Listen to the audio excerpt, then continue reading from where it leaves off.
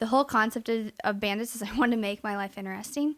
And that is what I run on. So Sure. I wanted to have these adventures. I wanted to go places. I wanted to meet people. Like, I just didn't want to stay at home and just kind of sit there.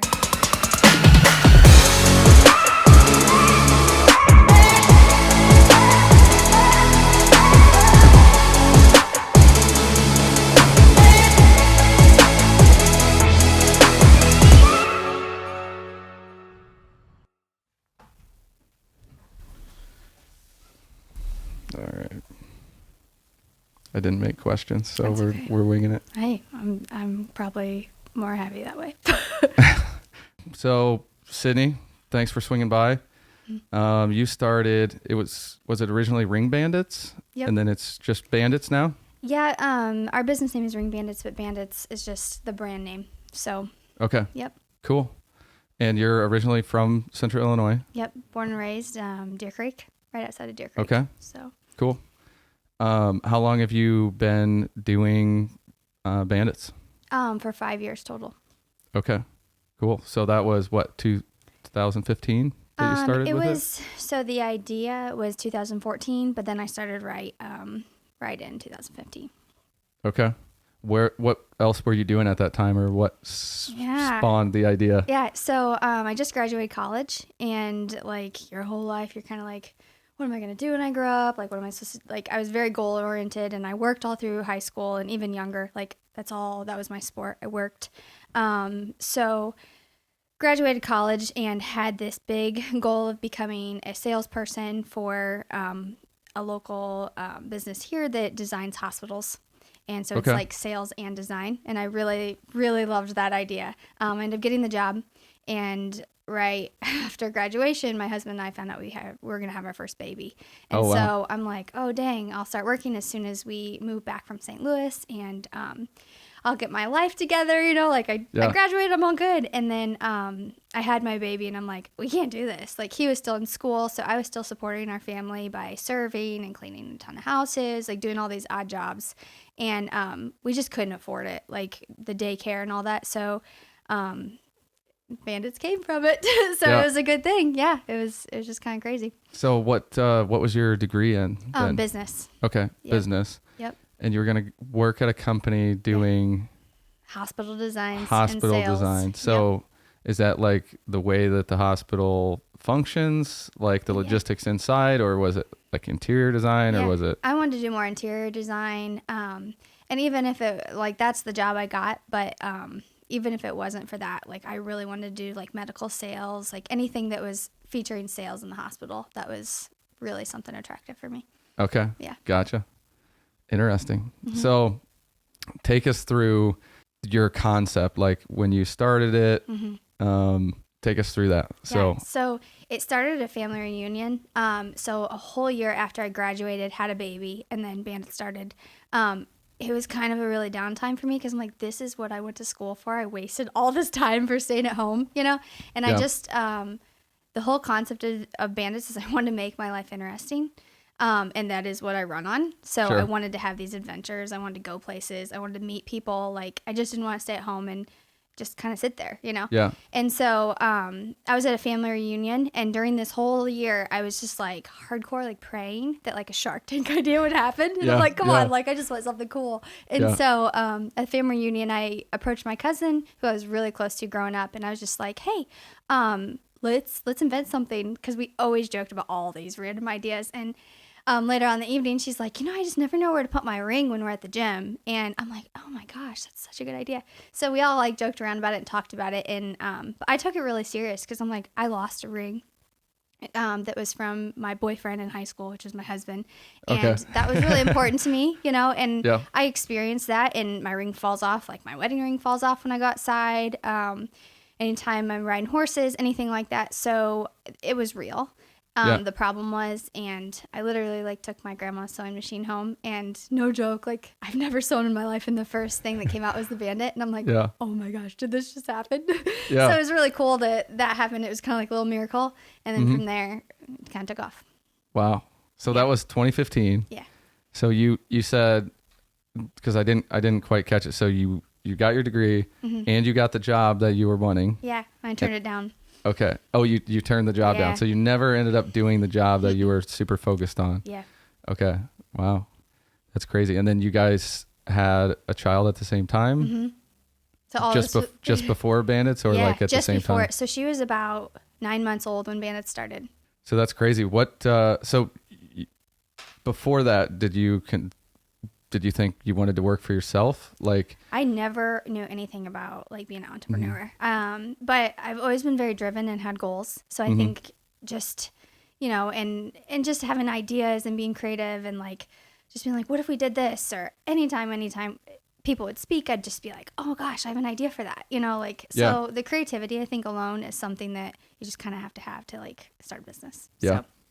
No, I think I love that part of it as well. And that's like why I started this podcast, why I work for myself. I doing digital marketing, work with a lot of businesses, and I just love to hear their story, because everyone's business, like the problems that they have are so unique to their industry and really to their position. Some people acquire a company, some people start it from nothing, some people have a product, some people have a service, all that stuff. So it's super, super interesting to me. And I think it's something, once you experience this, it's really hard to go back into the regular workforce. Yeah. If you think like we do, I think. If it's not this, it's something else. Yeah. I got to create something else and we're going to do it again. Yeah. Because it's quite the ride. It's fun. Yeah. I was just talking with a guy that has a cleaning company, and, we were just going back and forth. I'm spitballing him, asking him questions, kind of creating the business model in my head that he has. And I'm just like, that's a sweet business. Like, I'm super interested in it, and he was saying the same thing. He was like, it wasn't my, dream, but he just really enjoys it now. But, yeah. And that's what I'm hoping to find with this podcast, is other people that think outside of the box and do things differently. Because you really have to go against the grain. Like, everything tells you to work a normal job, have insurance, have benefits, have all of this security, right? And then once you get that, then you have this income, and then it's just like up to you to decide how you're going to spend it. And then you take on debt, or you do this or that. And, and I think a big part of that, though, too, like what I've learned is, like, you have to really think on your feet and like be smart about every decision. And that's like, I mean, in 5 years, we've made a lot of decisions, and we've done good things, but there's been also things I'm like, okay, try again, but one thing with Bandits, I always told myself, is that I don't want to like put our family in debt over this. Like, I'm going to use the money that this started in $600 and we haven't had to pay a cent more from our family. So that's been a real thing. Like, I just wanted to grow organically for a long time, because we only started marketing a year ago. And that's why it took a while, because I would use the money from sales and then do something with it. And then if that didn't work, or if that worked, use it and then move on to the next thing. So that was a big part. You got to have the patience to like just write it out. Yeah, it's a lot of trying things, right? And and you can see it. You're like, yep, this is it. This is what I need to do. And then you do it. It either works, which usually it doesn't ever perfectly work, right? Yeah. Or it works, but it takes forever. Yeah. Or you realize how much goes into it to like complete that idea. Mm-hmm. And it's a ton of time. The idea of starting. So you said you've been doing this for 5 years. Mm-hmm. The idea of like starting something, and I think everybody thinks this when they start their business, that like, a month from now, probably be selling, I'll be a millionaire. Yeah. It's not like that. Yeah. It's like you set up shop and then you wait, and then you have to study. I mean, you can speak about your experience with it, but I did a little bit of stuff with Shopify, like e-commerce store, a few years back with a buddy of mine, and we were only driving sales from social and stuff, but it's like you build it and you're so hyper focused in on it, kind of, that once you set it all up and you launch, you just expect people to come in kind of like they would a normal store, right? Yeah. And then it's crickets. Yeah, but I mean, because you're competing against everybody on Google. Like, you're competing against the entire world. Like, the entire world's attention. It's that fight where you have to get ahead of them in your little spot in the world and be like, here I am. But it works sometimes too. So that's a good thing. Yep. No, that's that's the good thing and the bad thing, right? The good thing is you no longer have to you don't have to go through QVC. Isn't it QVC that does the sell stuff on TV? You don't have to buy a spot like that. No. You have social media. Yep. It's the greatest time ever to sell something like this. Yeah. But the bad news is also that anybody else can do it, right? Yeah, so it's like a level playing field. Exactly. Somewhat. It is. Well, and that's social media is what ran me for 4 years. I worked so hard at tagging certain people and reaching out to different influencers and being hey, can I send you product? If you like it, please post it. I want everything to be really raw, and if they like it, wear it. If they don't, don't wear it. So what ended up happening is it blew us up. We had a social media influencer. She had over 300 followers. She got a bandit and she posted about it a couple times, and no joke, instantly we were getting 300 orders a day, and I was making them at the time. Oh. And I was crap, this is not okay, because then you're fulfilling the orders. I was doing everything, so it was a disaster. So but that kept us going for 2 years. Just from that one post. It's a great problem to have, right? It is. And there's nothing compares, so I don't have kids or anything. I'm sure that's a whole other topic, but for me, nothing compares to that rush, right? Of when you're it's crickets, you're man, how do we get people? And then all of a sudden an order comes through and it's this crazy emotional roller coaster with it. Because you're so happy, but you're I have to do this. How am I going to fulfill this and make everyone happy? And I always want to make people happy with the product that I send them. So it's really hard to do that sometimes because you're just you don't want to rush it. You want to take your time when it was in my case making it, and all that. So it was a disaster of a year. So before we get too far into it, I'll let you explain what the Bandits are too, and the different ones that you have. So when I first started, I had a first design, and it was very similar to this, called our original Bandit. It was made a little bit differently, but this is our original Bandit. So they are a stylish, functional accessory with a hidden zipper pocket that you can put little items that you don't want to lose in, or little items you care so much about and that are priceless to you. So anything from a wedding band to a house key when you go for a run, to medications that you just can't live without, like a heart medication, or it could be salt tablets for a marathon, or anything small that you just want on you and you don't want to lose goes in the pocket. Yeah. It can stay on you at all times. All our products are made from swimsuit and scuba materials, so you can do anything in them, from washing them to being at the beach or boating, whatever it is. So we have the original Bandit. We have the Bunchies, so it's a scrunchie with a hidden Velcro pocket. The pocket's bigger in this, so you can fit a key fob or some cash, really anything that's a little bit larger. And then we have the Apple Watch Bandit, so that's this one. And those are super cool. Yeah, and it looks like this. Yeah. No, that's awesome. So, yeah, that's what we have so far.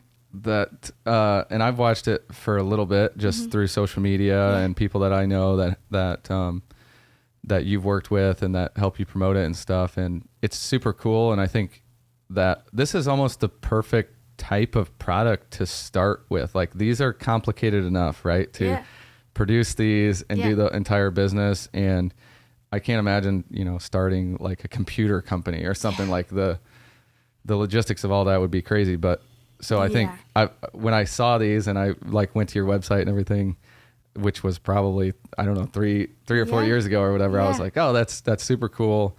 You have a really fresh, crisp look with all of the marketing and everything. I think you guys have done a really good job with it. So what would you say was your biggest, few different things, maybe biggest learning curve with it, with running Bandits so far?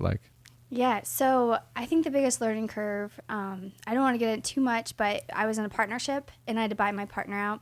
Okay. I was with my cousin, and I love my cousin more than anything in the world, but it was kind of a disaster. Sure. And that was a huge learning curve because we were in business for 2 years, and then when I bought her out, I had to completely start from scratch. Sure. So it was all that work I just completed, Yeah. Here we go again. So that was huge for me. Like, I didn't go to school for finance. I didn't go to school for marketing. I didn't go for photography or literally everything you can imagine with a business. And I was doing it all. So, you know, that year I had to find a manufacturer. I had to take all the pictures. It was just a full plate of learning. And I think the biggest thing is it all takes so much time for it to be completed and done right. And I'm not a very patient person. So I was like, oh gosh, this is what I have to go through. But I mean, it's, you know, you can just write it out. It's worth it. Yeah. Yeah. I think it's a complete roller coaster, up, down, working for yourself. It's like, but it's so interesting. And I think, I don't know if I definitely believe that working for yourself is not for everybody, but I think for people, it's a perfect fit for some people. Like, once you get in that routine of having these wild problems that you've never encountered before, that you have to find a solution for, like you said, you have to think on your feet, and then you also have to get knocked down a million times and get back up. Yeah. And remember why you started it, and, you know, your plans for it and everything. It's well, and I think like tough. Having your own business, you're kind of just like a crazy person, you know, like, because you're running from your home. I tell people that all the time. You just become crazy. Like, you're the person in your basement, like, who's just looks crazy, it just acts crazy, because there's so much going on. And I think you have to have so much self-motivation and, like, enjoy those little lights that you see out of it, because I mean, you could take something as small as we had to go up to Michigan and out to California and down to Florida, like, for looking for the perfect manufacturer. Like, to find a manufacturer to do this, it was such a process, because there's specific needles and machines, and, like, who knew that? You know, I didn't until you had to do it. But that could have been a big pain. But we took it as like an adventure. And so I packed my family up and I'm like, okay, we're going camping, you know, because we didn't have any money. So I literally remember we were in the smallest tent and we're just like, here we are in Michigan and we're camping, you know, like, to see a manufacturer. But it was an adventure. Like, it was really fun. So you can take those bad times and be like, this is actually pretty cool, you know. Yeah. So that's a huge part of it. The other thing that, for people that, you know, don't have their own businesses up and don't have their own business and stuff as well, like, it's not that you couldn't find a manufacturer that would say yes, they would do it. It's whether they would do it right. You know what I mean? And that's kind of the hardest thing in business, is you start with your vision of what you want the product to be, and then a lot of it is defending that vision. You know what I mean? Well, and the price, I mean, everything has to be such a fit. I mean, even my relationship with the manufacturer I work with now, we always are texting. Like, it's constant, and it's not always great, because you're just like, it's constant confrontation, you know? But we work so well together that it's like, okay, we need to work on this and make this better. And she's like, okay, well, my ladies have to do this. And I mean, you just have to find someone who you can work well with. And that's a huge part of it, you know? So it's a ton of fun, and it's a roller coaster. Yeah. I like being a crazy person. It's great. I tell people that all the time when somebody will say, hey, we're going to eat here, we're going to get drinks or something somewhere, you know, what are you doing or whatever? And I'm like, oh, I'm at my office. And they're like, oh, it's like 7:30 on a Saturday or a Sunday or something at night, you know. And most of the time, if you say you work for yourself, people are like, oh, that's so cool. So, like, technically you don't have to do anything tomorrow. You can leave. Like, you can go to dinner if you want. Yeah. Like, you can sleep in the next day, or you can do whatever. And it's like, yeah, but that didn't even cross my mind. Because, like, when you enjoy it, you legitimately enjoy it. You never stop working. Like, that's what the problem is. Like, because with Banditsing out of my home still, it just never ends. You know, I could be doing stuff 24/7 every day of the week to improve the business. And you're right, a lot of people don't understand that. Yeah. But the ideas are constantly flowing. You're constantly like, I need to work on this, or you can always better everything, you know? Yeah. Like, every little piece better. So take us through, what's a typical day look like for you running Bandits? So are you your full-time mom as well? Yeah. Or okay. Yeah, so I have 2 kids, 6 and 2.